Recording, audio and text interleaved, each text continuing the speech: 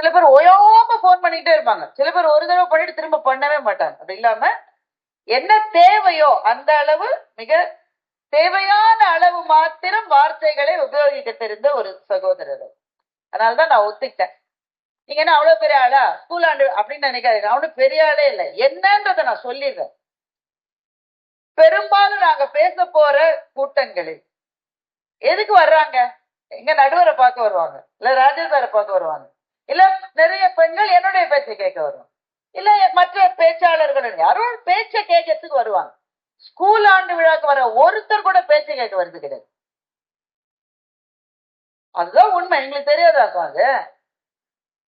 நாங்கெல்லாம் எதுக்கு போன ஸ்கூல் ஆண்டு? இதே அரங்கத்துல என்னுடைய மகள்கள் படித்த பள்ளியில ஆண்டு விழா நடந்தது, இதே ஆடிட்டோரியம்ல. அப்பெல்லாம் எனக்கு அவ்வளவா, நான் டிவி எல்லாம் வந்ததில்லை, வந்தாலும் ஸ்கூல் அதை பெருசா நினைக்கல. அதனால ஒரு டோக்கன் ஒண்ணு கொடுத்துருப்பாங்க பெற்றோர்களுக்கு எல்லாம். ஒரு பெற்றோர் தான் வரணும்பாங்க. அதனால எங்க வீட்டுக்காரர் ரஞ்சித் நான் தான் வருவேன்.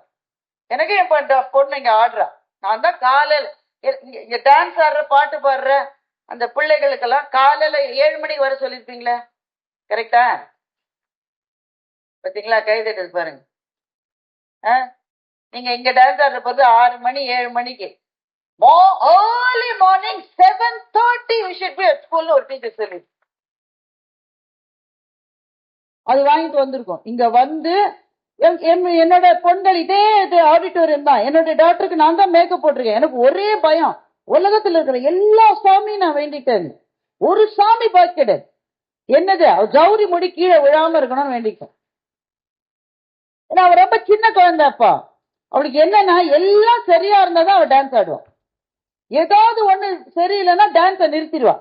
ஜவுரி முடி விழுந்துச்சுன்னா டான்ஸை நிறுத்திடும். அதுவரை பின்னல் கோலாட்டம். ஒருத்தர் டான்ஸை நிறுத்தினா அது குழப்பமாயிரும்.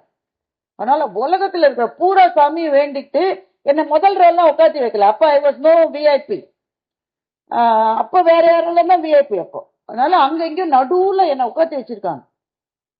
அங்க ஒவ்வொருத்தரா பேசுறாங்க, கம்மியா தான் பேசுறாங்க. நான் என்ன நினைச்சேன், இந்த அம்மா என்னைக்கு பேசி முடிச்சு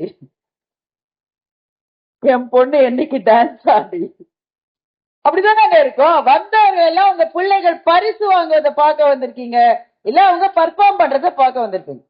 நீள நீளமான உரைகளுக்கு இது இடம் இல்லை. ஆனா இங்க இருக்கிற குழந்தைகளுக்கு இது படு ஜாலியான நாள். இந்த நாள் மட்டும் இல்ல, இந்த மாசமே அவங்களுக்கு ஜாலி. ஏன், நிறைய கிளாஸ் நடந்திருக்காது.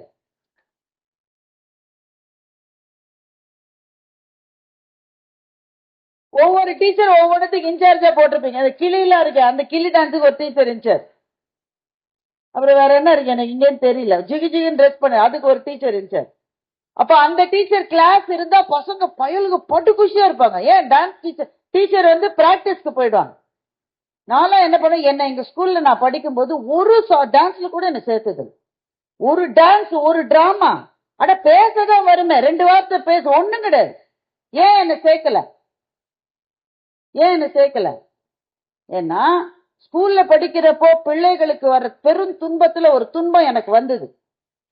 நம்ம அக்கா நாம படிக்கிற ஸ்கூல்லயே படிச்சா அதை விட பெரிய துன்பம் எதுவுமே கிடையாது. இல்ல நம்ம அண்ணன் நம்ம படிக்கிற ஸ்கூல்ல படிச்சா அதை விட தொந்தரவு இருக்கா? இந்த முதல்ல படிக்கிற பிள்ளைகள்லாம் ரொம்ப நல்ல பிள்ளையா இருக்கும், கிளாஸ்ல பேசாது. 2வது படிக்கிறது தான், 2வதா பிறந்ததுதான் கொஞ்சம் கொஞ்சம் பேசும் ஆடும். நான் 3வது எங்க வீட்டுல. என்ன கடவுள் எதற்கு படைத்தார் சொல்லுங்க? எதற்கு என்னை கடவுள் படைத்தார்? பேசுறதுக்கு. அப்ப நான் 2ஆம் வகுப்பு படிக்கும்போது யார் எனக்கு மேடை கொடுப்பாங்க? இப்படி காமராஜ் நம்பர் என்ன பேச சொல்லுவாங்களா? எனக்கு நான் என்ன செய்வேன், பக்கத்துல இருக்கிற பிள்ளைகிட்ட தான் நான் பேசுவேன். எங்க டீச்சருக்கு அது பிடிக்கவே பிடிக்காது. உடனே எங்க டீச்சர் என்ன, எழுந்துரு நீ மிஸ். நம்ம கிளாஸ்ல இருக்கும்போது என்ன பண்ணுவோம், நம்ம தலையை முன்னாடி இருக்கிற பிள்ளையோட தலையோட அட்ஜஸ்ட் பண்ணிக்கிட்டே உட்காரும். நீங்க கலைமகள் வித்யாலயால நல்ல பிள்ளைங்க அவ்வளவு பண்ண மாட்டீங்க போல இருக்கு. எல்லாம் நல்ல பிள்ளையா இருக்கு. நாங்களும் அப்படிதான் செய்வோம். இங்கதான் திருவல்லிக்கேணியில இருக்கிற ஒரு அரசு பள்ளியில தான் நான் படிச்சேன். பெரும்பாலும் தமிழ் மீடியத்துல தான் நான் படிச்சேன். முன்னாடி இருக்கிற பிள்ளை தலையோடய அட்ஜஸ்ட் பண்ணிக்கிட்டே உட்காந்தா நம்ம வாழ்க்கை முடிஞ்சிடும் நான் நினைச்சேன். அப்பவும் எங்க டீச்சர் என்ன, எழுந்துரு. எழுந்தா என்ன சொல்லணும், நீ ஏன் பேசின அப்படித்தானே திட்டணும். அப்படி திட்ட மாட்டாங்க. ஹேமாவோட தங்கையா நீ? எங்க அக்கா பேரு தான் ஹேமா, அவளும் அதே ஸ்கூல்ல தான் படிச்சேன். ஒரு பெரும் துன்பம். எல்லா ஆனுவல் டேலயும் அவளுக்கு முக்கியமான ஒரு பார்ட் கொடுத்துருவாங்க. அதான் அவங்க அக்கா கொடுத்துட்டாலும் அப்படின்னு என்ன கட்டி விட்டுருவாங்க. எனக்கு ஒரு ரோலும் கிடையாது. அப்பெல்லாம் முதல்ல எனக்கு சந்தோஷமா இருந்தது. ஏன் திடீர்னு கிளாஸுக்குள்ள 4-5 பேர் வருவாங்க. ராமாயணம் டான்ஸ்ல இருக்கிற கேர்ள்ஸ் ப்ளீஸ் கம் அவுட், உடனே ஒரு 4-5 வெளில போகும்ல, அதோடு சேர்ந்து நானும் போயிருவேன். ஏன்னா ஒரு டான்ஸ்லயும் இல்ல. ஆனா வெளியில போனா யாரும் கேட்டுக்க மாட்டாங்க. ஒரு கணக்கு கிடையாது, ஒரு வழக்கு கிடையாது. ஆனுவல் டே ப்ரிப்பரேஷன் தான். கொஞ்ச நாள் கழிச்சு எனக்கு இது ரொம்ப வருத்தமா, என்ன மட்டும் எதுலயுமே சேர்க்க மாட்டேன்றாங்களே. டீச்சர்கிட்ட போய் கேட்டேன், உங்க அக்கா இருக்கால அவ்வளவுதான் போட்டாங்க. அதுக்கப்புறமா என்ன ஒரு வருஷம் சேர்த்துட்டாங்க. எனக்கு வந்த மகிழ்ச்சி இருக்கு பாருங்க. உங்க அம்மாட்ட போய் பெரிய லிஸ்ட் கொடுத்தேன். பாருங்க, இங்க இந்த பிள்ளைங்கள்லாம் என்ன பாட்டு பாடிச்சு, பிள்ளையார் பாட்டு பாடிச்சு இல்ல பிள்ளைங்கள்லாம். பாய்ஸ பாத்தீங்களா? நீங்க எல்லாம் பாத்துருக்க மாட்டீங்க. எங்க வேலையே அப்சர்வ் பண்ற வேலை தான். ஐயா போன் சைலண்ட்ல போட்டுருங்க தயவு செய்து. எங்க வேலையே அப்சர்வ் பண்ற வேலை தான். பாய்ஸ் எல்லாத்துக்கும் கழுத்துல ஒரு செயின் போட்டிருந்தாங்க. அது இது இல்ல, தங்கமா இல்லையான்னு எனக்கு தெரியாது. ஆனா எல்லாம் யூனிஃபார்மா கழுத்துல செயின். இவன் இங்க நின்று பாடுறான், அங்க நிக்கிறவங்களுக்கு செயின் தெரியுமா தெரியாதா? கட்டாயம் தெரியாது. இருந்தாலும் ஸ்கூல்ஸ் அப்படிதான் பண்ணுவாங்க. எல்லாருக்கும் ஒரே மாதிரி இருக்கணும், ஒருத்தருக்கு ஒருத்தர் வித்தியாசம் வரக்கூடாதுன்னு சொல்லி. அப்படிதான் எங்க ஸ்கூல்லயும் எனக்கு ஒரு லிஸ்ட் கொடுத்துட்டாங்க. லிஸ்ட எடுத்துட்டு எங்க அம்மாட்ட எல்லாம் வாங்கணும். பட்டு பாவாடை, சட்டை, அப்புறம் இந்த சௌரி, அதுல வைக்கிறதுக்கு குஞ்சலம், கையில போறதுக்கு சிவப்பு வளையல், எல்லாம் எங்க அம்மா வாங்கிட்டாங்க. பார்த்தா சிவப்பு வளையல் போல பச்சை வளையல் வாங்கிட்டேன். நான் அழுதுருக்கேன் பாருங்க, என் வாழ்க்கையில நான் அப்படி அழுதுதில்லை.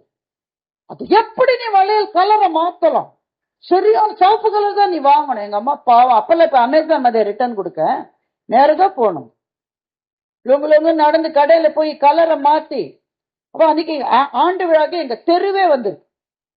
அது அரசு பள்ளி தானே, அதனால லிமிட்டட் நம்பர் ஆஃப் இன்வைட் எல்லாம் உங்களுக்கு சொல்ல தெரியாது. யார் வேணா வா, யார் வேணா போ. எங்க தெருவே வந்துருக்கு. எங்க வீட்டுல இருக்கிறவங்க வந்தது போறாதுன்னு பக்கத்து வீட்டு பாட்டி, எதிர் வீட்டு ஆயா, தெருவில் இருக்கிற நாய் முதற்கொண்டு என்னுடைய டான்ஸுக்கு எல்லாம் வந்தாச்சு. எல்லாரும் எங்க அம்மா பார்த்து உட்காந்து வச்சுட்டாங்க. ஒவ்வொன்னா முடியுது. பெரிய பள்ளி, அப்பவே எங்க ஸ்கூல் ஸ்ட்ரென்த் 2500. ஒவ்வொன்னா போகுது. எல்லாரும் கேட்கிறேன், பாரதி எப்போ வரும்? அதுவும் அடுத்ததுல வரும். பாரதி எப்போ வரும்? இதுவும் அடுத்ததுல வரும். கிட்டத்தட்ட எல்லாமே முடிய போகுது, நான் இன்னும் வரல. கடைசி நிகழ்ச்சி ராமாயணம். எங்க அம்மா சொல்றாங்க இதுலதான் வரா. ராமர் பிறந்துட்டாரு, அப்புறம் ராமர் காட்டுக்கு போயிட்டாரு, அதுக்கப்புறம் சீதையை ராவணன் தூக்கிட்டு போயிட்டான், நான் இன்னும் வரல. அதுக்கப்புறம் ராமர் போய் ராவணனோட சண்டை போட்டார், நான் இன்னும் வரல. கடைசியில பட்டாபிஷேகம். எல்லாரும் கேட்டாங்க என்ன முடிய போகுது, இதோ வந்துருவா. பட்டாபிஷேகத்துல நான் வந்துட்டேன். ராமர் சீதையும் அரியணையில உட்கார்ந்துருக்காங்க. எனக்கு முக்கியமான ரோல் என்னது, நான் தான் சாமரம் போடுறேன். எல்லாரும் சிரிக்கிறீங்க, தாமரம் போடாட்ட எப்படி பட்டாபிஷேகம் நடக்கும்? இதுக்குதாமா எனக்கு சிவப்பு வளையல் தான் வேணுமாமா. அதான் ஒரு விஷயம் கவனிச்சிங்களா? அந்த அந்த அந்த வயசு எவ்வளவு அழகான வயசுனா, என்னையே ராமரா போடல, என்னையே சீதையா போடலன்னு கேட்கவே தோணாது. ஆசிரியர் நமக்கு ஒரு பணியை கொடுத்து விட்டாலே நம் தலையில் கிரீடத்தை வைத்தது போல மகிழ்ந்த ஒரு காலம் நம் வாழ்க்கையில் உண்டென்றால் அது பள்ளி பருவம் மாத்திரம்தான்.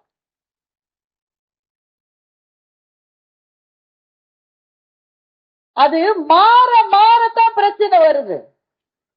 அது மாற மாற என்னையே நீங்க முன்னாடி நிறுத்தல, எனக்கு ஏன் முக்கியத்துவம் தரல என்று கேட்க ஆரம்பிக்கிற போதுதான் we kill team spirit because we want individual honor. அது மாத்திரம் இல்ல, இங்க நிறைய பெற்றோர்கள் இருக்கீங்க. இன்றைய காலகட்டத்தில் பெற்றோர்களா இருப்பது ரொம்ப கஷ்டம். எல்லாரும் அட்வைஸ் பண்றாங்க, அம்மா கல்யாணம் ஆயிடுச்சுமா பாப்பா ஆயிடுச்சு, சரி. சில ஒருத்தர் நீளமா அட்வைஸ் பண்றான் எப்படி பெற்றோரா, நல்ல பெற்றோரா இருப்பது. நான் அவனை கூப்பிட்டு, தம்பி உனக்கு எவ்வளவு பிள்ளைன்னு, இன்னும் கல்யாணமே ஆகல. நல்ல பெற்றோரா எப்படி இருப்பதுன்னு ஊரே நமக்கு அட்வைஸ் பண்ணு. பெற்றோர்களா இருப்பது கஷ்டம், ஆசிரியர்களா இருப்பது அதை விட இன்றைக்கு கஷ்டம். ஒரு காலகட்டத்தில் என்ன பண்ணுவாங்க, பொம்பளை பிள்ளைங்க படிச்சு முடிச்சுட்டா அவங்க கிட்ட கஷ்டம் இல்லாத வேலைன்னா டீச்சர் வேலைக்கு போ, காலையில நீ 9 மணிக்கு போகலாம், 3 மணிக்கெல்லாம் வந்துடலாம், நிறைய லீவ், இப்படி எல்லாம் சொல்லி ஏமாந்துதான் இங்க பல பேர் டீச்சரை சேர்ந்துருக்கு. ஆனா இன்றைய காலகட்டத்தில் ஆசிரியர்களா இருப்பது எளிதல்ல. ஏன்னா அன்றைக்கு டீச்சர் எனக்கு என்ன ரோல் கொடுத்தாங்க, நான் ஏன் சாமரம் போட்டதுல எங்க அம்மா கேட்கவே மாட்டாங்க.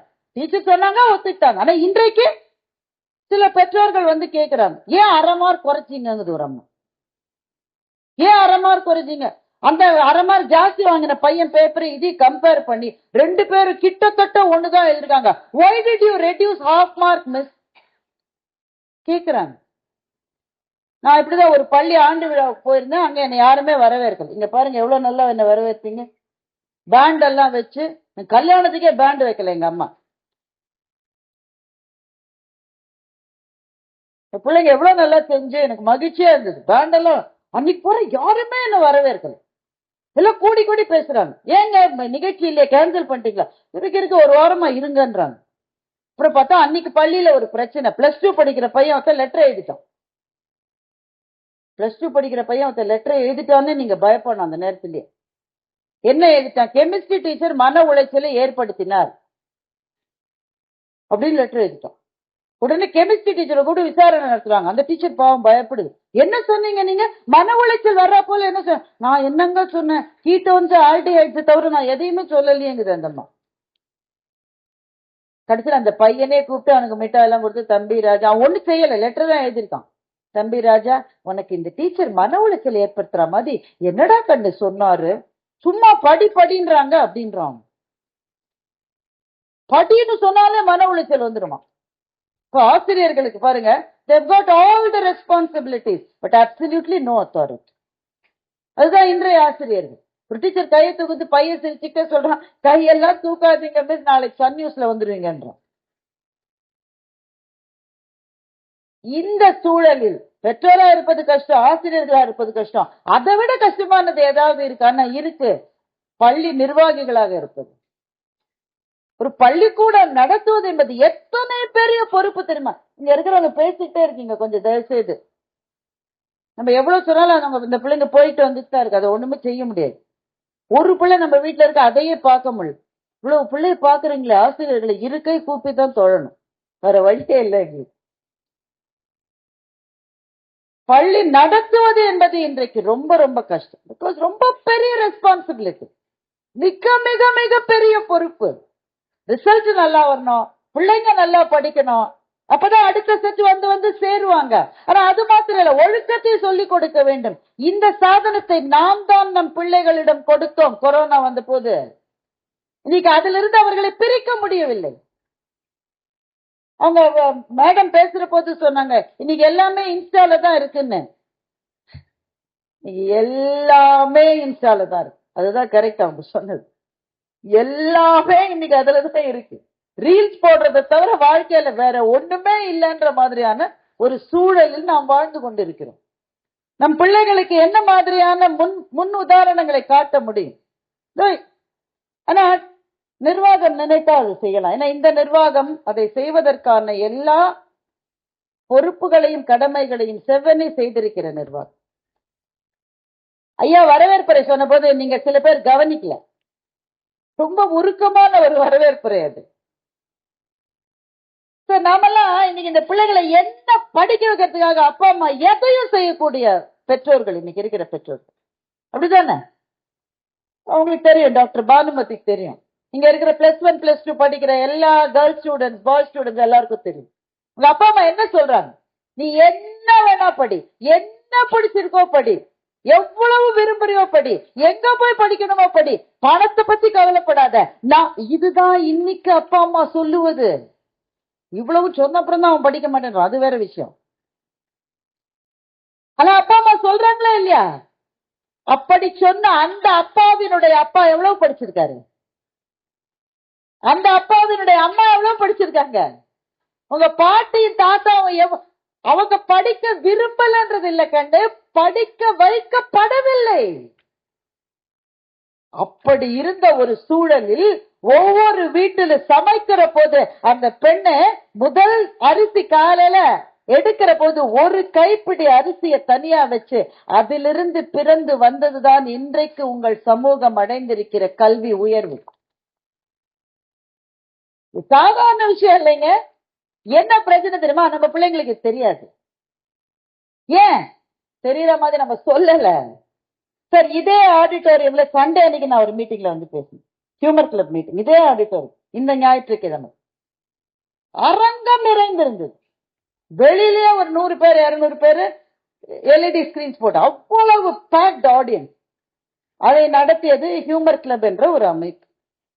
அதனுடைய செயலராக இருக்கிறவர் திரு சேகரன் என்பவர். அவருடைய வீட்டுக்கு நான் ஒரு தடவை போனேன். அவருக்கு ஒரு 65 வயது இருக்கும்னு நினைக்கிறேன். அவர் வீட்டுக்கு போயிருந்தேன். சின்ன வீடு, அழகா இருந்தது. வீட்டுக்குள்ள நுழைஞ்ச உடனே 2 பெரிய படங்கள், சங்கராச்சாரியாரனுடைய படம் ஒண்ணு, காஞ்சி மகாமுனிவரனுடைய படம், அதுக்கு அடுத்தது காமராஜருடைய படம். இந்த 2 படமும் தான் இருந்தது.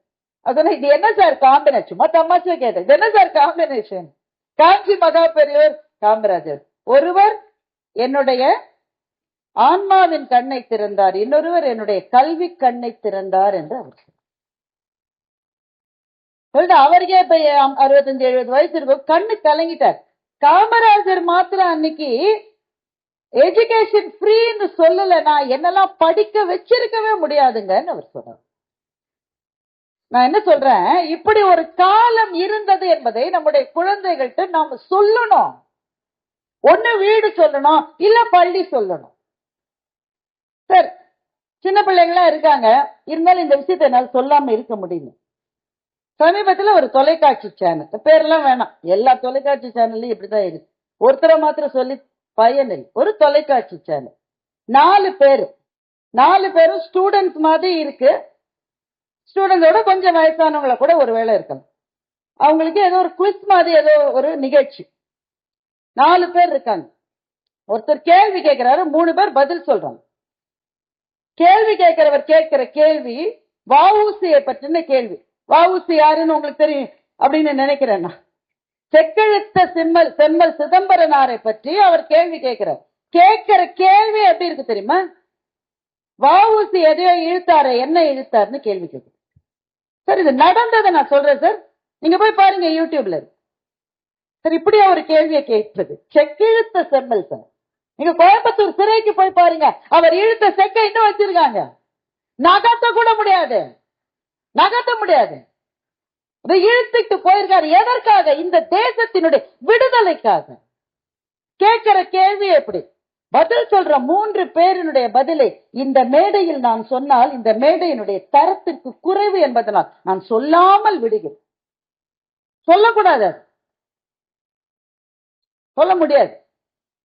அப்படி ஒரு பதில சொல்லி ஒரு தியாகியினுடைய வாழ்க்கையை ஒரு நிமிஷத்துல ஒண்ணு இல்லாம செய்கிற இப்ப அந்த 4 பேரை பத்தி எனக்கு கவலை இல்லை. என்ன அவங்களுக்கு யாருமே சொல்லல, இப்படி ஒருத்தர் இருந்தாருன்னு சொல்லல. வரலாற்று புத்தகத்தில் படிக்கவில்லையா என்று எனக்கு தெரியவில்லை. ஆனா இதுதான் நமக்காக, நம் நாட்டுக்காக, நம் சுதந்திரத்துக்காக, நம் மண்ணுக்காக, நம் மொழிக்காக தன் உயிரை, தன் வாழ்க்கையை, தன் செல்வத்தை, தன் பதவிகளை, தன் அதிகாரங்களை எல்லாவற்றையும் கொடுத்துவிட்டு சமூகத்துக்காக உழைத்தவர்களுடைய பெயர்கள் கூட நம் பிள்ளைகளுக்கு தெரியவில்லை என்றால் நாம் வாழ்ந்த வாழ்க்கைக்கு என்ன பயன் என்று நான் கேட்கிறேன். பள்ளி ஆண்டு விழாலாம் ஆவேசமா பேசுறது இல்லை, ஆனா இது என்னால தாங்க முடியல.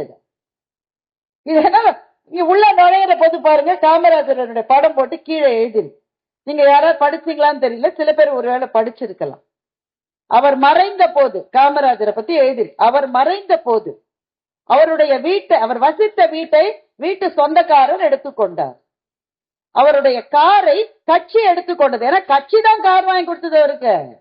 அவருடைய காரை கட்சி எடுத்துக்கொண்டது. அவருடைய உடலை நெருப்பு எடுத்துக்கொண்டது. அவருடைய பெயரை வரலாறு எடுத்துக்கொண்டது என்று இங்கதான் எழுதியிருக்கோம், வெளியில எழுதியிருக்கோம்.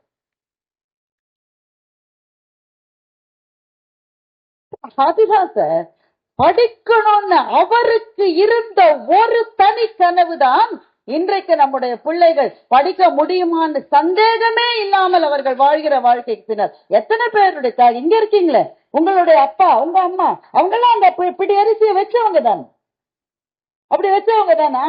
நான் ஒருத்தி வச்சுதான் எல்லாரும் இருப்பா அப்படி சொல்லிருக்கலாம் தானே, அப்படி சொல்லிருக்கலாமா இல்லையா? ஒருத்தர் கூட அப்படி சொல்லல.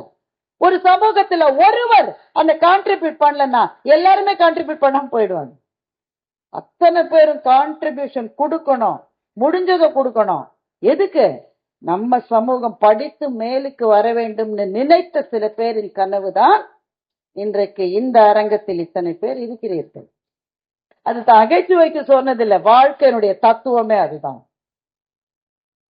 எனவே இந்த பேக்ரவுண்ட்ல தான் இந்த பள்ளி ஆண்டு விழாவை நான் பார்க்கிறேன். ஒரு தியாகத்திலிருந்து மலர்ந்தது இந்த கல்வி புரட்சி. இன்றைக்கு இந்த பள்ளியில இத்தனை பிள்ளைகள் படிக்கிறீர்கள் என்கிற போது இத்தனை பேர் ஏதோ இந்த டான்ஸுக்காகவும் இந்த பிரைஸுக்காகவும் தான் நீங்க எல்லாம் காத்திருக்கீங்க. ஐயா பேசுற போது பில்கேட் சொன்னாராம், நான் என்னோட ஹெட் குவார்டர்ஸ் பெங்களூருக்கே இந்தியாவுக்கே மாத்திருவேன்னு. பில்கேட் சொன்னது அது உண்மையிலே நடந்ததாக பல பேர் சொல்லுகிறார்கள். அப்படி சொல்லியிருக்காங்க.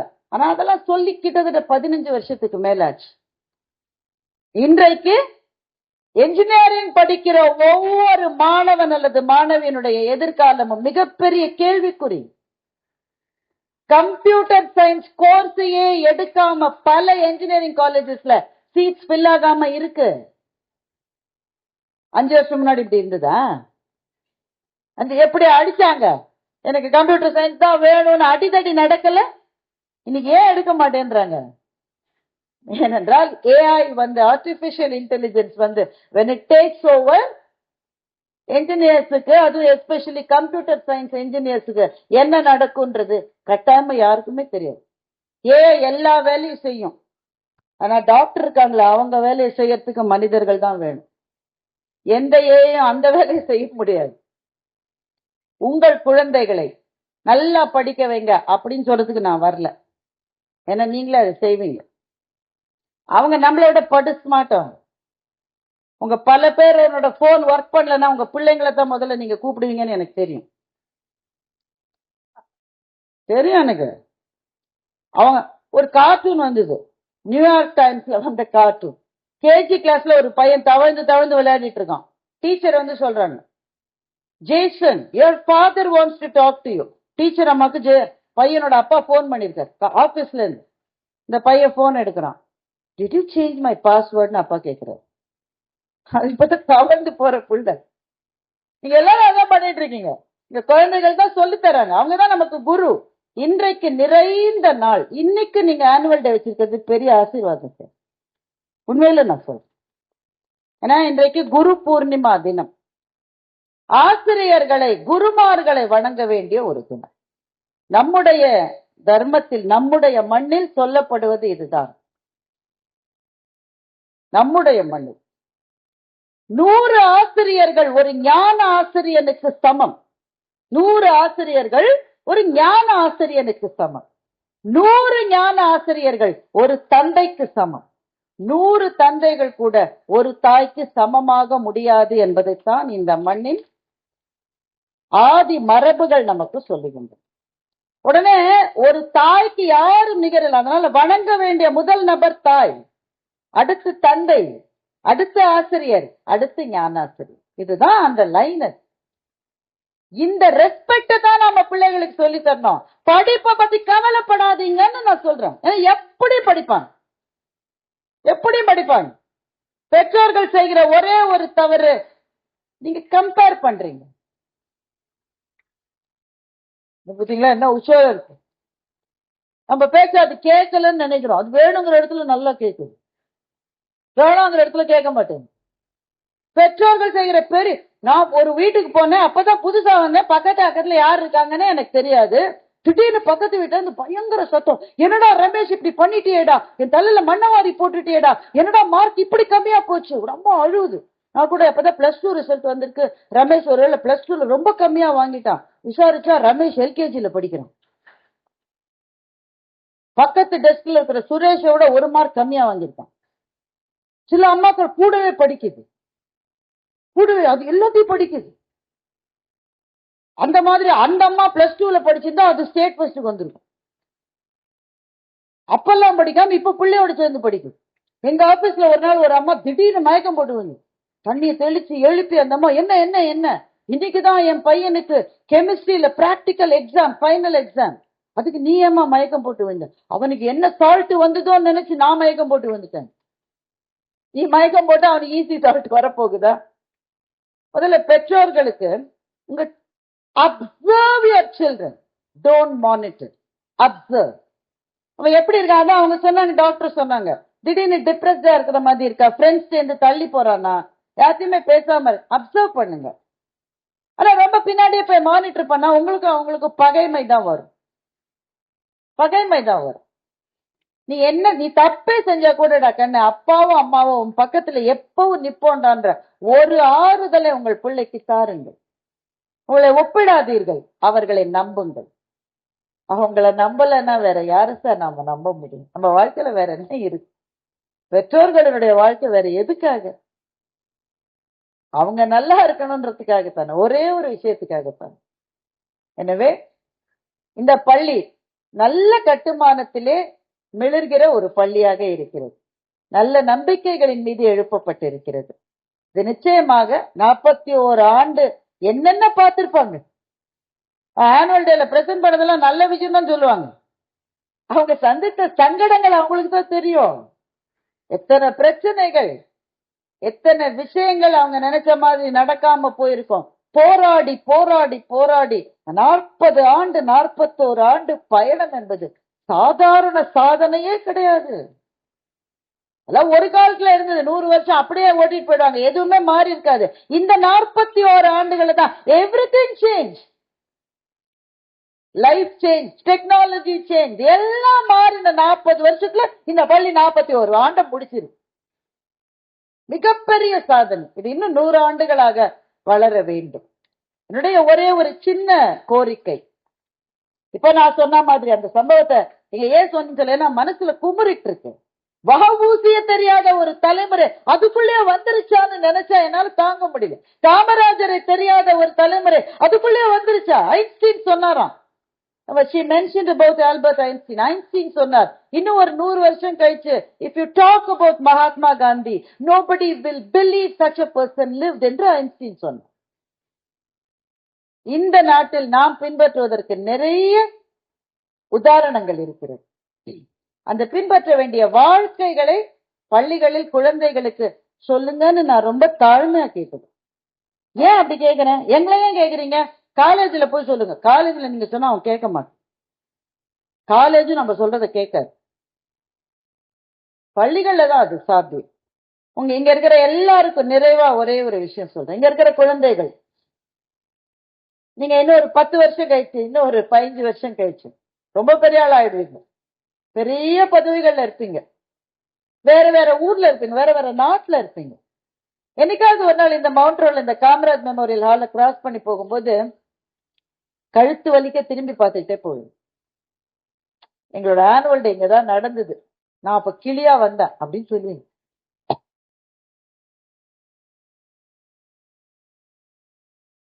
ஆமா, உங்க ஸ்கூல்ல கிராஸ் பண்ணி போனா கண்ணில் கொஞ்சமாவது கண்ணீர் வராமல் அந்த பள்ளியை தாண்டி போக முடியாது. ஏன்? வாழ்க்கையில் நாம் ரொம்ப சந்தோஷமா இருந்த ஒரே காலகட்டம் பள்ளிக்கூடம் மாத்திரம்தான்.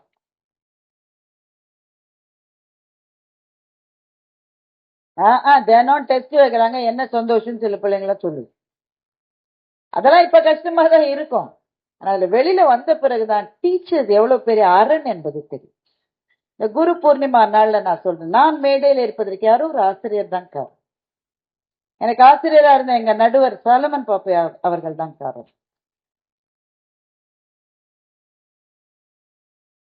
உங்களுக்கு கொஞ்சம் பிடிக்கல, கொஞ்சம் கஷ்டமா இருந்ததுன்னா கூட டீச்சர்ஸ் அவமரியாதை செஞ்சிடாது.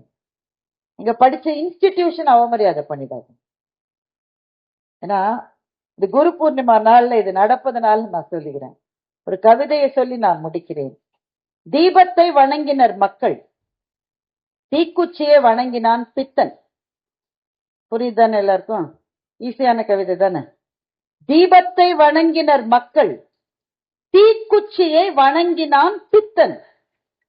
தீபம் இருக்க தீக்குச்சியை ஏன் வணங்குகிறாய் என்று பித்தனிடம் கேட்டேன். எரிவதை விட ஏற்றியது உயர்ந்தது என்று பித்தன் சொன்னான். ஒரு ஆசிரியரின் பணி ஒரு தீபத்தை தூண்டி விடுவது, பெற்றோர்களின் பணி அந்த தீபத்தை ஏற்றுவது. இந்த ஏற்றிய தீபத்துக்கு பின்னால் இருக்கிற முக்கோணம், அதனுடைய 3 முனைகள் பெற்றோர், ஆசிரியர், பள்ளி நிர்வாகம். இதற்கு நடுவிலேதான் நம் ஒவ்வொரு குழந்தையினுடைய வாழ்க்கையும் இருக்கிறது. எனவே இந்த தங்க முக்கோணம் இணைந்து இருக்க வேண்டும். இதுக்கு நடுவுல இருக்கிற நம்ம பிள்ளைகளுக்கு இவங்க 3 பேரையும் மதிப்போடும் அன்போடும் நடத்துவதற்கு நம்ம கொஞ்சம் சொல்லலாம். முடிஞ்ச மட்டும்தான் சொல்ல முடியுங்க, அதுக்கு மேல என்ன செய்ய முடியும்? ஆனா நம்ம சொல்லலான்ற கில்ட் காம்ப்ளெக்ஸ் நமக்கு வந்துடக்கூடாது. சொல்லிருக்கணும், சொல்லாம விட்டுட்டேன்னு நீங்க நிதானமா 20 வருஷம் கழிச்சு கவலைப்பட்டு பயனில்லை. சொல்ல வேண்டிய தருணம் இந்த தருணம். நம்ம பிள்ளைங்க நல்ல பிள்ளைங்க, கேட்பாங்க. நல்ல படிப்பை பத்தி மார்க்கை பத்தி எல்லாம் கவலைப்படாது. It will happen, it will happen. நீங்க கவலைப்பட வேண்டிய ஒரே விஷயம், அவங்க மரியாதை பண்புகளோடு இருக்காங்களான்றது ஒண்ணுக்கு பற்றி மாத்திரம் நீங்க கவலைப்பட்ட நிச்சயமாக நல்ல எதிர்காலம் அவர்களுக்கு இருக்கும். நுணங்கிய கேள்வியர் அல்லார் வணங்கிய வாயினர் ஆதல் அரிதுன்னு வள்ளுவர் சொல்லியிருக்கார்.